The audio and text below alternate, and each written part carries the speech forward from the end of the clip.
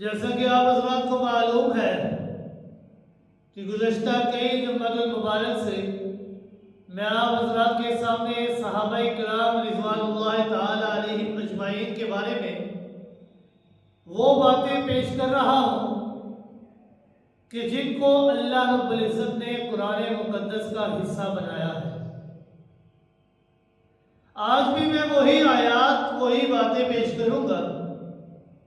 دعا ہے اللہ رب العزت سے کہ رب کائنات مجھے کلمہ حق بیان کرنے کی توفیق عطا فرمائے اور بعد میں ہم سب کو اس پر صحیح معنوں میں عمل کرنے کی بھی توفیق عطا فرمائے۔ سامعین کرام، گزشتہ جمعہ المبارک کے اندر میں نے آپ حضرات کے سامنے یہ بات رکھی تھی کہ اللہ رب العزت نے قرآن مقدس کے اندر صحابہ کو فائزون کے لفظ ارشاد فرمایا ہے کہ یہی وہ صحابہ کرام ہیں کہ جو کامیاب ہونے والے ہیں، جو دنیا کے اندر بھی اور آخرت کے اندر بھی کامیابی ان کے قدموں کو چومے گی۔ کیوں؟ کیونکہ انہوں نے اس دنیا کے اندر رہتے ہوئے نہ اپنی جان کی پرواہ کی، نہ اپنی اولاد کی پرواہ کی، نہ ماں باپ کی پرواہ کی، نہ مال و دولت کی پرواہ کی، نہ زر کی پرواہ کی، نہ زن کی پرواہ کی، کسی چیز کی کوئی پرواہ نہیں کی۔ اگر پرواہ کی ہے تو کس کی ہے؟ دین اسلام کی سر بلندی کی،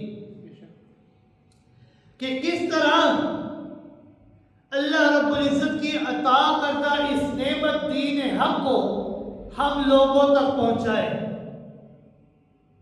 حضرت زید کا واقعہ بیان فرمایا کہ جس واقعے سے ہمیں یہ سبق ملتا ہے کہ انہوں نے اپنی ماں کی پرواہ نہیں کی، یہاں تک فرمایا کہ اے میری ماں، بے شک تو صحیح کہتی ہے کہ ماواں ٹھنڈیاں چھاواں ہوندیاں نے، لیکن دین اسلام کی خاطر اے میری ماں میں تیری ایک جان تو کیا میں 100 جانیں بھی قربان کر دوں گا، لیکن دین اسلام کو کبھی نہیں چھوڑوں گا۔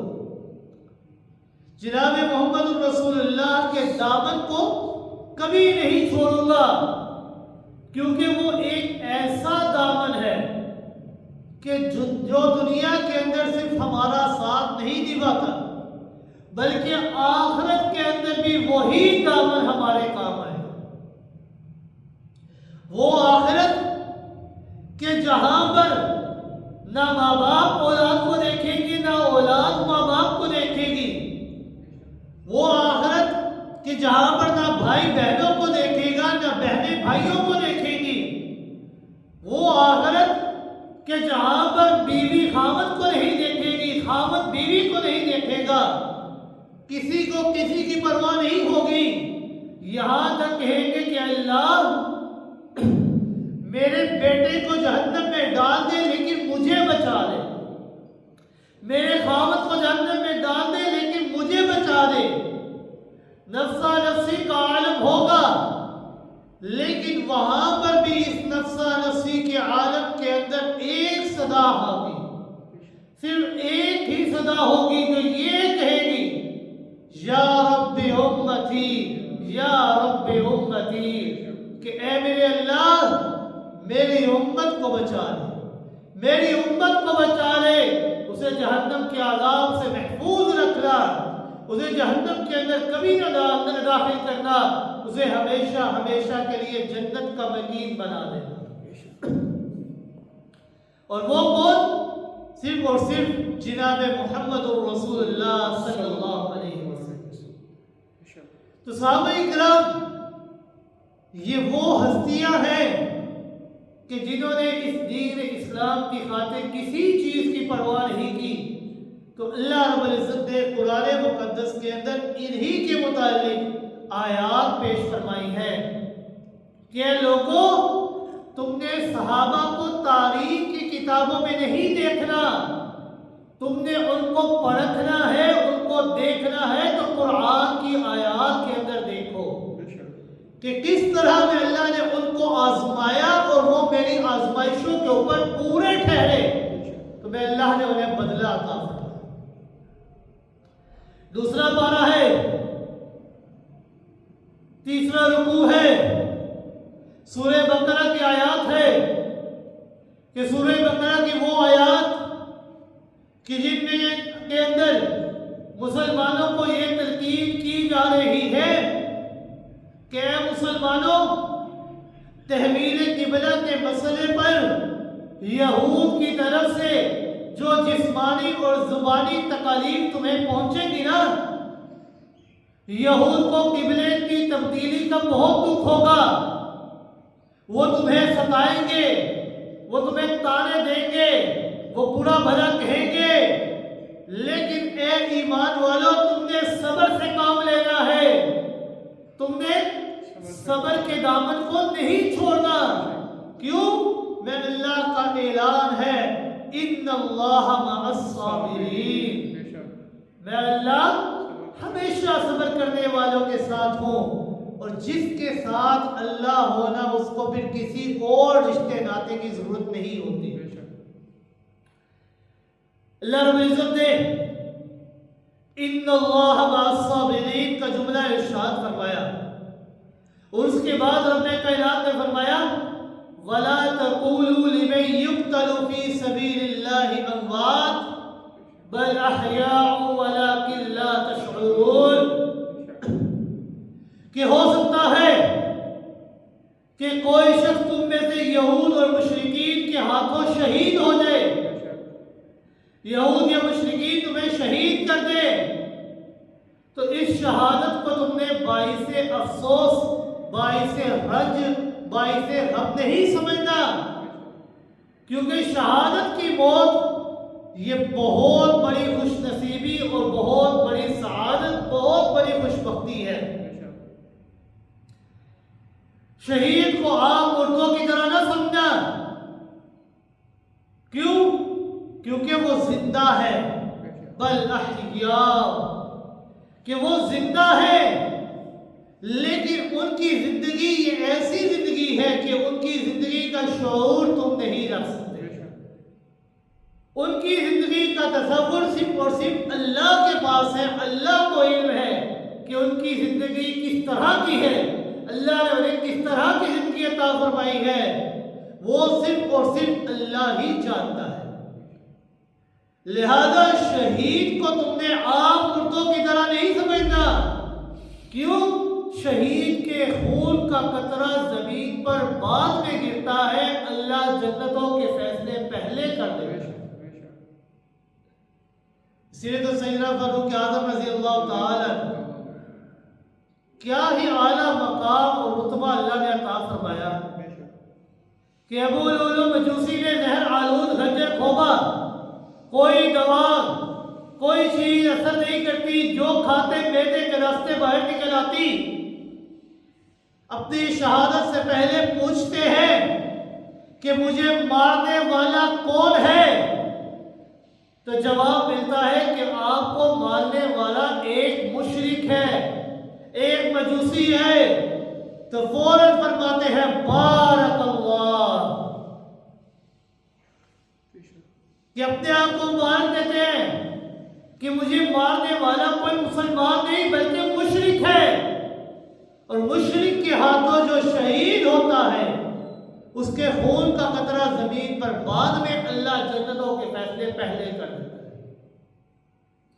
مدینہ میں رہتے ہوئے دعا کرتے تھے، اور اس دور میں دعا کرتے تھے کہ جو دور میں حکومت کس کی؟ سیدنا فاروق اعظم رضی اللہ تعالی عنہ، لوگ حیران ہوتے تھے، لوگ کہتے تھے کہ ہماری سمجھ میں نہیں آتا کہ یہ کس طرح دعا کر رہے ہیں، دعا بھی وہ کرے نا کہ جو اگلے کی سمجھ میں آئے، لیکن وہ دعا کس سے کر رہے تھے؟ بندوں سے نہیں، اللہ سے مانگ رہے تھے۔ جو اللہ سے مانگتا ہے اللہ حالات بھی بنا دیتا ہے۔ مدینہ میں رہتے ہیں، امن ہے، سکون ہے، ہر چیز ہے، شہادت کی موت طلب کرتے ہیں، تو اللہ رب العزت نے صرف شہادت کی موت نہیں بلکہ مدینہ منورہ کے اندر رہتے ہوئے موت عطا فرمائی۔ مسجد نبوی کے اندر رہتے ہوئے موت عطا فرمائی. صرف مسجد نبوی کے اندر نہیں بلکہ مصلی رسول کے اوپر شہادت کی موت اللہ نے عطا فرمائی. مانگی ایک چیز لیکن اللہ نے کتنی چیزیں عطا فرمائی. کیونکہ اللہ رب العزت سے مانگنا چاہیے. جو اللہ سے مانگو گے اللہ عطا کرے گا. دیر ہوگی لیکن کبھی اندھیر نہیں ہے اللہ کے ہاں. وقت لگے گا کیونکہ تم اللہ سے مانگو. اللہ رب العزت نے قرآن مقدس کے اندر فرمایا کہ بعض اوقات انسان میرے سے وہ چیزیں مانگتا ہے کہ جو چیز اس کے حق میں بہتر نہیں ہوتی، لیکن میں اللہ ایک ایسا وقت اس کے لیے مقرر کر دیتا ہوں کہ میں اللہ وہ چیز عطا کرتا ہوں، دیر سے عطا کرتا ہوں، لیکن وہ چیز عطا کرتا ہوں تو اس کو بہترین بنا کر عطا کرتا ہوں. بدترین کو بہترین بنانے والا کون؟ اکیلا اللہ ہے. لہذا ہمیشہ مانگنا ہے تو اکیلے اللہ سے مانگنا ہے. اللہ خود بخود تمہارے لیے اسباب مہیا کر دے گا. یہ شہادت کی موت یہ بہت بڑی سعادت، بہت بڑی خوشبختی ہے. ان کو اللہ نے زندگی عطا فرمائی لیکن ان کی زندگی کا شعور یہ ہم جیسے عام انسان نہیں کر سکتے. انہیں موت کے بعد عالم برزخ کے اندر ایک امتیازی زندگی، ایک حیات عطا کی جاتی ہے کہ جو دوسرے عام مومنین کو حاصل نہیں ہوتی. اور اس زندگی کا تعلق چونکہ عالم برزخ سے ہوتا ہے اس لیے اس کے متعلق اللہ نے فرمایا وَلَٰكِن لَا تَشْعُرُونَ کہ تم اپنے حواس سے اس زندگی کا ادراک نہیں کر سکتے. یہ زندگی دنیا کی قبر والی زندگی نہیں ہے بلکہ عالم برزخ کے اندر انہیں یہ ممتاز قسم کی حیات حاصل ہوتی ہے. جو لوگ کہتے ہیں قبر کے اندر زندہ نہیں، قبر کے اندر زندہ نہیں، قبر والی زندگی مراد نہیں بلکہ عالم برزخ کے اندر اللہ نے انہیں ایک زندگی عطا فرمائی. اور ہمارے چھٹے ہی پانچوں ہی اس کا ادراک نہیں کر سکتے. آگے اللہ رب العزت نے فرمایا وَلَنَبْلُوَنَّكُمْ بِشَيْءٍ مِّنَ الْخَوْفِ وَالْجُوعِ وَنَقْصٍ مِّنَ الْأَمْوَالِ وَالْأَنفُسِ وَالثَّمَرَاتِ وَبَشِّرِ الصَّابِرِينَ.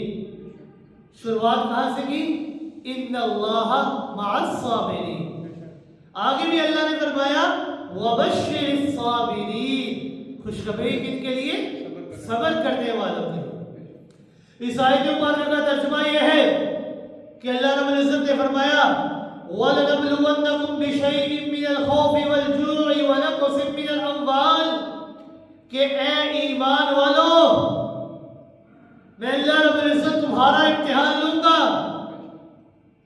مِّنَ الْخَوْفِ وَالْجُوعِ وَنَقْصٍ مِّنَ الْأَمْوَالِ ہم تمہاری آزمائش کریں گے، ہم تمہیں پرکھیں گے کہ کچھ تمہیں دشمن کا خوف دیں گے، کچھ تمہیں بھوک کا خوف دیں گے، مالوں کی کمی کا خوف دیں گے، والانفس جانوں کی جانے کا خوف دیں گے کہ تمہاری جان بھی جا سکتی ہے، والثمرات پھلوں کی کمی کا خوف دیں گے.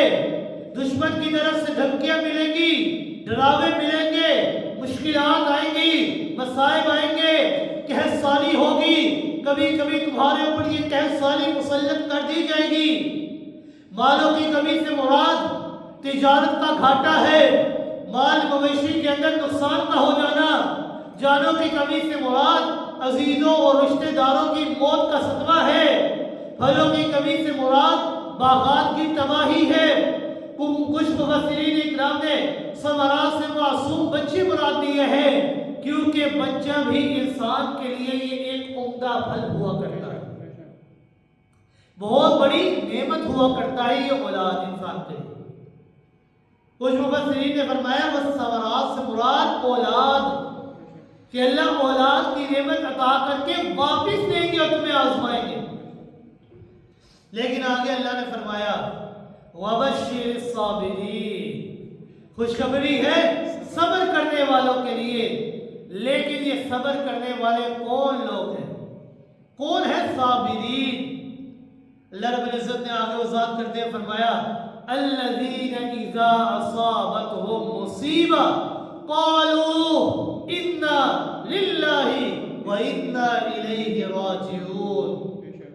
صبر کرنے والے یہ وہ لوگ ہیں، یہ وہ لوگ ہوتے ہیں کہ جب انہیں کوئی مصیبت پہنچتی ہے، کوئی دکھ پہنچتا ہے، کوئی تکلیف پہنچتی ہے، کوئی غم پہنچتا ہے تو واویلا نہیں کرتے، سینے نہیں پیٹتے، اپنے آپ کو مارتے دھاڑتے نہیں ہیں، کپڑے نہیں پھاڑتے، منہ پر تھپڑ نہیں مارتے، نوحے نہیں کرتے، سر دیواروں کے اوپر نہیں پٹکتے، گریبان چاک نہیں کرتے، ماتم نہیں کرتے، بلکہ یہ وہ لوگ ہیں کہ جو یہ کہتے ہیں فوراً انا للہ و انا الیہ راجعون، کہ سب کے سب ہم یہ اللہ کے مملوک ہیں، اللہ مالک ہے، ہم مملوک ہیں، وہ اللہ ہمارا آقا ہے، ہم غلام ہیں، ہم سب کے سب غلام ہیں، ہمارا حقیقی مالک، ہمارا حقیقی آقا، ہمارا حقیقی داتا، ہمارا حقیقی دستگیر وہ اکیلا اللہ ہے، اور اسے ہمارے امور کے اندر ہر قسم کے تصرف کرنے کا اختیار ہے، وہ جو چاہے ہمارے مسائل کر سکتا ہے، ہم نے سب نے اس کی طرف لوٹ کر جانا ہے۔ وہ ایسا مالک ہے جو چاہے کر سکتا ہے، لیکن ہم اس کے مملوک ہیں، ہم یہ نہیں کہ جو دل میں کر لے، نہیں، ہم جو کریں گے ہم نے اللہ کو جواب دینا ہے۔ لا يسأل عما يفعل وهم يسألون، تم جو بھی کرو گے اس دنیا کے اندر تم نے کل قیامت کے دن اپنے رب کو جواب دینا ہے۔ تو یہ چیز جو ہے اپنے ذہن میں رکھ کر اپنے عمل کیا کریں کہ آپ جو چیز کریں گے نا آپ نے کل قیامت کے دن اللہ کو اس کا جواب دینا۔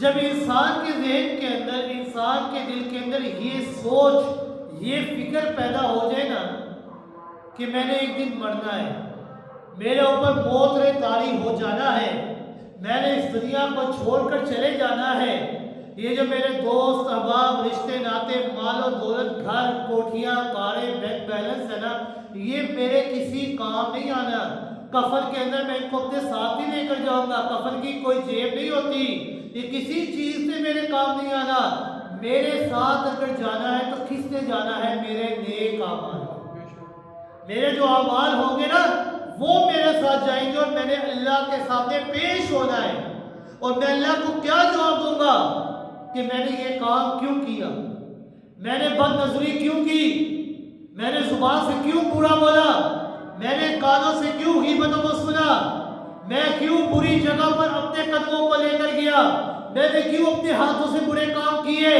یاد رکھنا انسان کے یہ جتنے بھی اعضاء ہیں نا کل قیامت کے دن یہی اعضاء انسان کے خلاف گواہی دیں گے، اور انسان پوچھے گا کہ اے ہاتھ میں کیا ہو گیا، ساری زندگی تو خاموش رہا لیکن آج میرے خلاف گواہی دے رہا ہے۔ تو یہ سوچ، یہ فکر اپنے اندر پیدا کرے کہ میں نے ایک دن مر جانا ہے اور اللہ کو جواب دینا ہے، میں اللہ کو کیا جواب دوں گا، یہ فکر، یہ سوچ انسان کے اندر پیدا ہو جائے گی تو انسان کے اعمال خود بخود درست ہو جائیں گے۔ کوئی بھی عمل کرنے سے پہلے یہ ضرور سوچے گا کہ اس عمل کی سزا مجھے جہنم ملے گی اور اس عمل کی جزا مجھے جنت ملے گی۔ ہم سب کے سب مملوک ہیں، ہم نے اللہ کی طرف لوٹ کر جانا ہے۔ اولئک علیہم صلوات من ربہم ورحمہ واولئک هم المہتدون۔ اللہ نے فرمایا وبشر الصابرین، خوشخبری ہے صبر کرنے والوں کے لیے، وہ صبر کرنے والے کہ جب انہیں کوئی تکلیف، کوئی غم، کوئی مصیبت پہنچتی ہے تو واویلا نہیں کرتے، ماتم نہیں کرتے، بلکہ یہی کہا کرتے ہیں انا للہ و انا الیہ راجعون، ہم مملوک ہیں، وہ اللہ ہمارا آقا ہے، ہم نے اللہ کی طرف لوٹ کر جانا ہے۔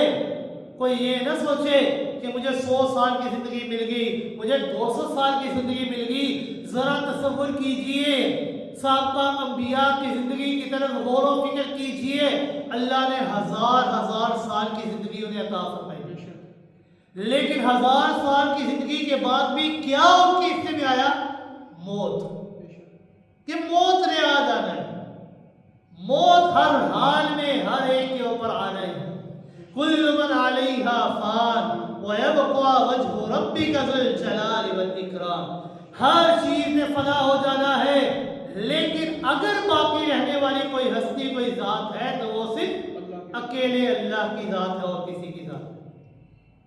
لہذا ہم اللہ کے مملوک ہیں، کوئی تکلیف پہنچے تو ماتم نہ کرو، نوحے نہ کرو، بلکہ یہ سوچو انا للہ و انا الیہ راجعون، کہ ہم اللہ کے ہی ہیں اور اللہ کی طرف ہم نے لوٹ کر جانا ہے۔ اولئک علیہم صلوات من ربہم ورحمہ واولئک هم المہتدون، اور یہ سوچ، یہ صفت جن انسان کے اندر پیدا ہو جاتی ہے، ان صفات کے حامل لوگوں پر اللہ کی نوازشات، اللہ کی مہربانیاں، اللہ کی عنایتیں، اللہ کی رحمتیں ان کے اوپر برسا کرتی ہیں، اور یہی وہ لوگ ہیں جو کامل ہدایت یافتہ ہیں، کہ جو ہر تکلیف کے اوپر صبر کے دامن کو مضبوطی سے تھامتے ہوئے کہتے ہیں کہ ہمیں اللہ نے پیدا کیا، زندگی اللہ نے عطا کی، لوٹ کر ہم نے اللہ کے بعد جانا ہے، تو ماتم نہیں کرتے، صبر کے دامن کو تھام لیتے ہیں۔ تو اللہ نے فرمایا ان صفات کے حامل لوگوں کے اوپر میں اللہ کی رحمتیں نازل ہوا کرتی ہے، میں اللہ کی عنایتیں برسا کرتی ہے، میں اللہ کی نوازشات کی بارشیں ہوا کرتی ہیں، اور یہی وہ لوگ ہیں، اللہ نے فرمایا ان صفات کے حامل لوگ یہ وہ لوگ ہیں هم المہتدون، کہ جو کامل ہدایت یافتہ ہے، ان کو ہدایت مل گئی ہے، ان کو اللہ نے ہدایت عطا فرما دی ہے۔ اب سامعین کرام ذرا توجہ سے بتائیے گا، ذرا سوچ کر بتائیے گا کہ یہ جو آیات کریمہ جس وقت نازل ہو رہی تھی، کیا اس وقت میں موجود تھا؟ کیا اس وقت آپ موجود تھے؟ کیا اس دنیا کے اندر جو موجود شخص ہے کوئی موجود تھا؟ کیا تابعین موجود تھے؟ کیا تبع تابعین موجود تھے؟ کیا مفسرین اکرام، اولیاء اکرام موجود تھے؟ کیا ہمارے باپ دادا موجود تھے؟ نہیں، اس وقت موجود تھے تو میرے نبی اور میرے نبی کے جانثار صحابہ اکرام رضوان اللہ تعالی علیہم اجمعین موجود تھے۔ تو پھر ماننا پڑے گا، اس بات کا اقرار کرنا پڑے گا کہ یہ جو آیت ہے نا اولئک هم المہتدون، اس آیت کا اولین اور حقیقی مصداق جو ہے وہ صحابہ اکرام رضوان اللہ تعالی علیہم اجمعین کی ہستیاں ہیں۔ انہی کو اللہ رب العزت نے فرمایا یا ایھا الذین آمنوا استعینوا، کہ اے ایمان والو مدد مانگو نماز کے لیے اور صبر کے ذریعے۔ آج جو شخص ان کے ایمان کے بارے میں مشکوک ہے، ایسے بندے کو اپنا ایمان ہی مشکوک کر دیتا ہے۔ پھر انہی کے بارے میں کہا گیا ہے اولئک علیہم صلوات من ربہم، صلوات یہ صلاۃ کی جمع ہے، یہ جمع کا صیغہ اللہ نے بیان فرمایا۔ ذرا غور کیجئے گا، ایک ایک لفظ صحابہ کی حضرات کے متعلق گواہیاں دے رہا ہے اللہ، کہ اللہ رب العزت نے ایک ایک لفظ وہ بیان فرمایا کہ جو انسان کی سوچ بھی جہاں تک نہیں پہنچتی۔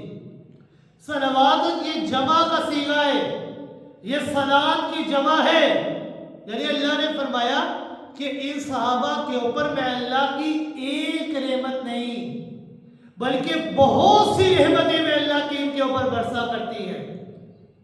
صحابہ اکرام یہ وہ ہستیاں ہیں کہ جن کے اوپر اللہ رب العزت کی ایک مہربانی نہیں، ایک رحمت نہیں، میں اللہ رحمت اور مہربانیوں کی بارشیں برسا دیتا ہوں۔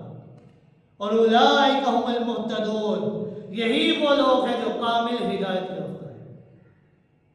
بے شمار آیات ہیں کہ جہاں پر اللہ رب العزت نے صحابہ اکرام کے کردار کی گواہیاں دی ہیں کہ اے لوگوں صحابہ کو تنقید کا نشانہ نہ بنانا، کیونکہ یہی وہ سب سے پہلا سبب ہے، یہی وہ سب سے پہلا حصہ ہے جو قرآن کو اور دین کو تمہارے تک پہنچانے کا ذریعہ بنے۔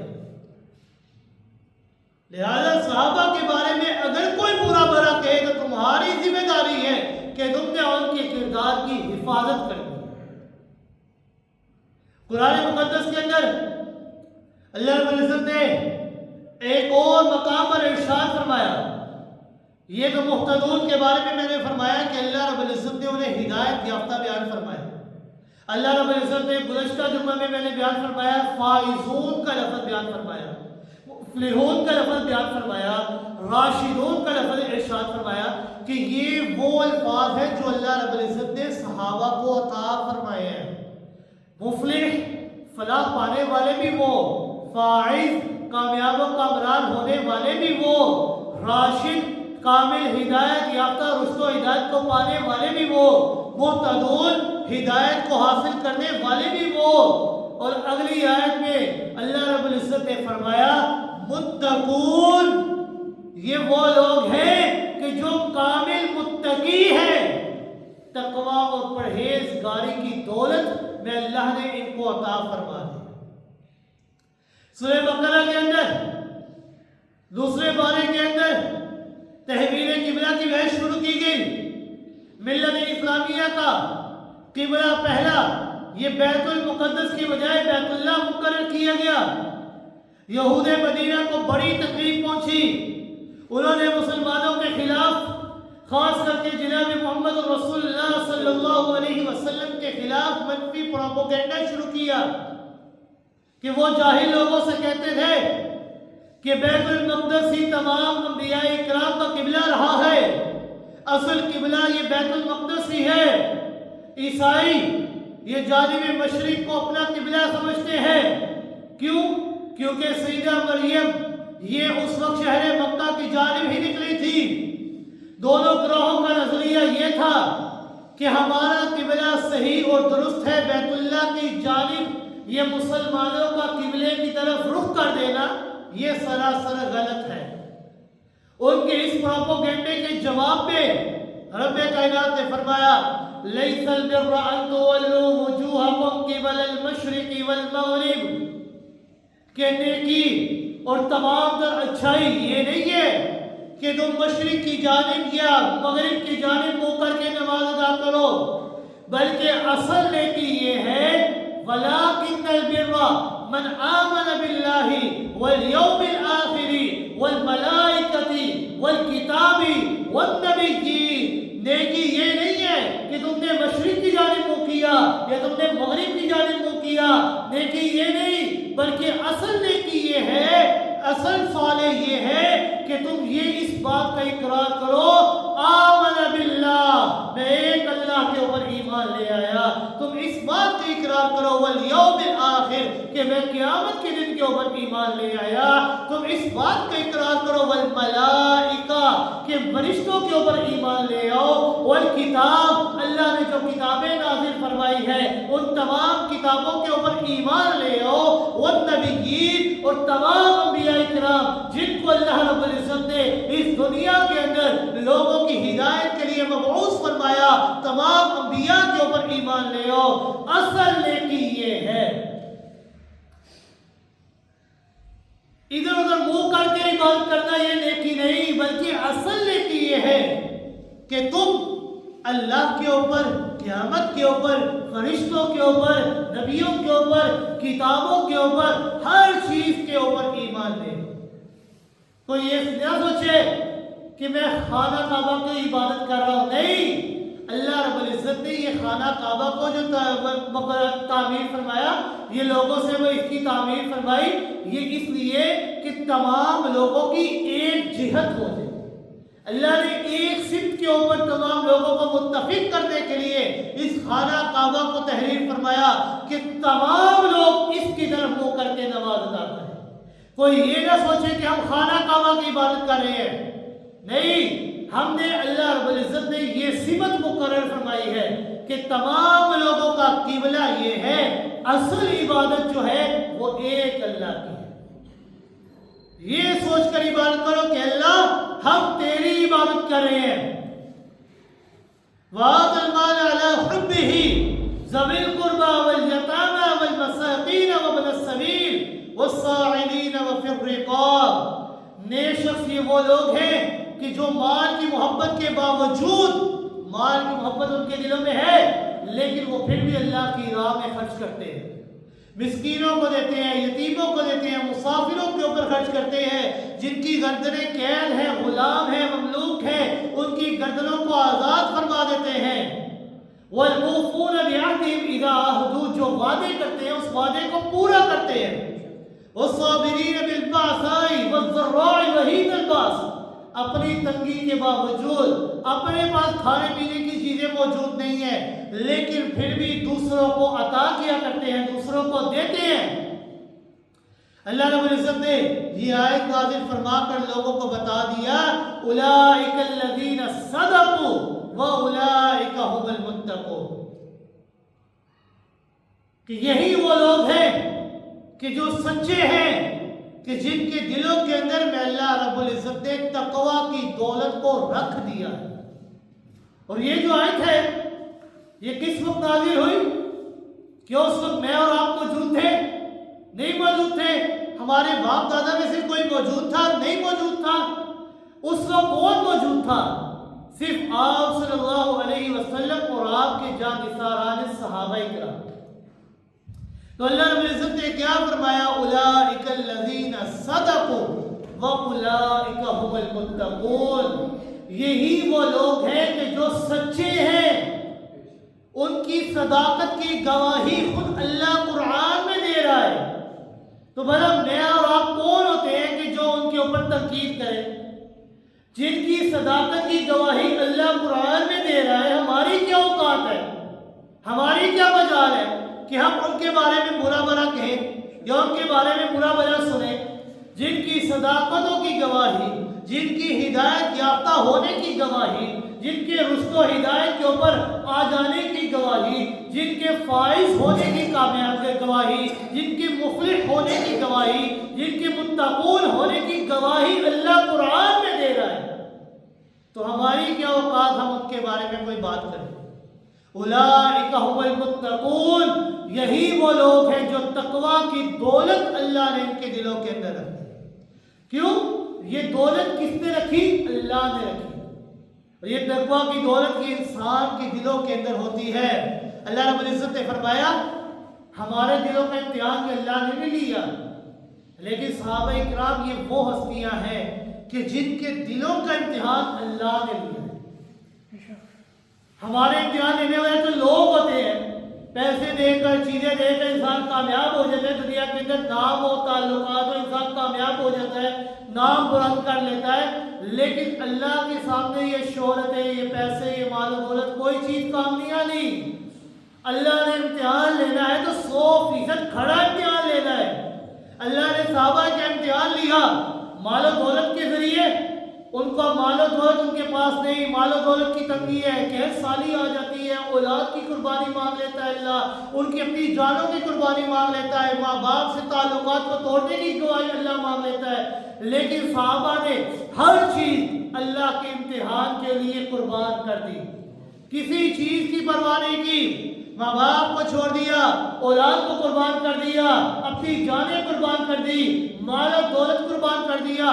گھروں میں دیکھتے دیواروں کے اوپر ہاتھ مارتے کہ کہیں کوئی سوئی باقی تو نہیں رہے گی کہ جو ہم نے اللہ کی راہ میں خرچ نہ کی ہو۔ ہر چیز اللہ کی راہ میں قربان کر دی۔ اللہ نے ان کے دلوں کا امتحان خود لیا۔ اولئک الذین امتحن اللہ قلوبہم، میں اللہ نے ان کے دلوں کا امتحان لیا، کس کے لیے؟ قلوبہم للتقوی، میں اللہ نے ان کے دلوں کا امتحان لیا تقوی کے لیے، کہ ان کے دل کے اندر تقوی کی دولت کس قدر آ چکی ہے، تقوی کس قدر آ گیا ہے۔ اور جب وہ اس امتحان کے اندر 100% کامیاب ہوئے تو رب کائنات نے فرمایا اولئک الذین صدقوا واولئک هم المتقون، یہی وہ لوگ ہیں کہ جو صادق ہے، امین ہے، اور یہی وہ لوگ ہیں کہ جو متقی اور پرہیزگار ہے۔ صحابہ یہ تاریخی شخصیات نہیں ہے، تاریخی کتابوں کے اندر بہت سی باتیں ان کے بارے میں مل جاتی ہیں، لیکن تم نے ان کو تاریخ کی کتاب سے نہیں پرکھنا، تم نے صحابہ کو پرکھنا ہے تو قرآن کی آیات کو پڑھ کر پرکھنا ہے کہ اللہ رب العزت نے قرآن کے اندر ان صحابہ کے بارے میں کیا کیا فرمایا۔ کہیں اللہ نے فرمایا اولئک هم المفلحون، کہیں فرمایا اولئک هم الراشدون، کہیں اولئک هم المتقون، اولئک هم المهتدون، اولئک هم الفائزون، اولئک الذین امتحن اللہ قلوبهم للتقوی۔ یہ ساری چیزیں بیان کرنے کے بعد اللہ نے انتہا کرتے ہوئے فرمایا رضی اللہ عنہم ورضوا عنہ، میں اللہ ان سے راضی ہو گیا اور یہ مجھ اللہ سے راضی ہو گیا۔ اس کے بعد بھی کوئی انسان صحابہ کو تنقید کا نشانہ بنائے تو اس کو انسان کو اپنے ایمان کے بارے میں سوچنا چاہیے کہ اس کا ایمان یہ کامل نہیں ہو سکتا، کیونکہ یہ جو قرآن کی دولت ملی اس کا سبب صحابہ بنے، یہ جو حدیث ہمارے پاس پہنچی اس کا سبب بھی صحابہ بنے، یہ دین کی دولت جو ہمارے پاس پہنچی ہے اس کا سبب بھی صحابہ بنے۔ لہذا صحابہ اکرام کے کردار کی حفاظت کرنا یہ ہر مسلمان کی ایک ذمہ داری ہے۔ تو اللہ رب العزت سے دعا ہے کہ اللہ رب العزت ہمیں صحیح معنوں میں عمل کرنے کی توفیق عطا فرمائے۔ وما علینا الا البلاغ المبین۔